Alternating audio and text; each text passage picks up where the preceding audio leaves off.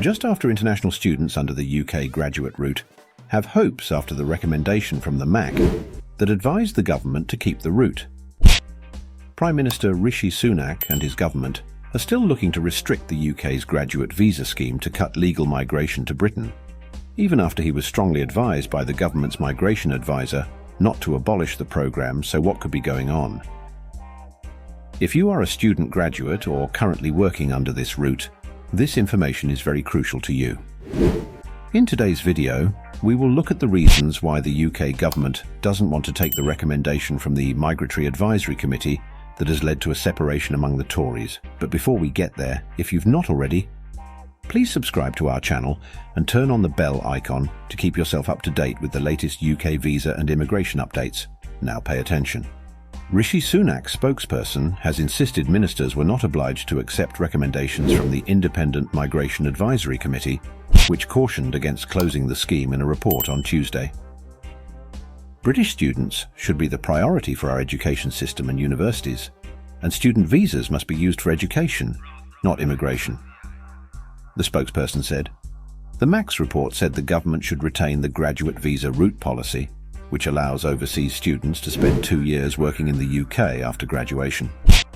The committee warned cutting overseas student numbers would cause universities substantial financial difficulty and could lead some to fail.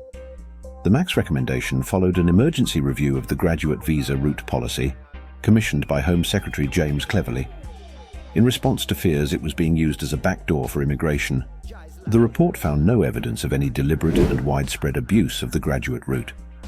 It came as Sunak faced calls from the right flank of his party to take a tougher line on legal migration, which reached a record net high of 745,000 in 2022 and remained high last year. Polls invariably suggest migration is one of the top 3 issues concerning voters ahead of the general election expected later this year.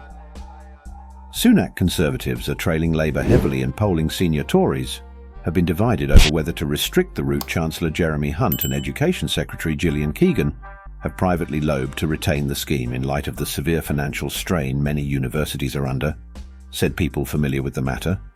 But former Migration Minister Robert Jenrick and former Health Minister Neil O'Brien, who released a scathing report attacking the Tory government's legacy on migration last week, criticised the MAC's findings. Both former ministers argued on social media platform X that the report was guided by misleading parameters set by the government. This included not asking the MAC to review the government's goal of attracting 600,000 foreign students per year, and asking it to assess the extent of abuse in the visa system rather than the social and economic impact of this type of migration. Jenrick and O'Brien reiterated calls for the graduate route to be scrapped immediately.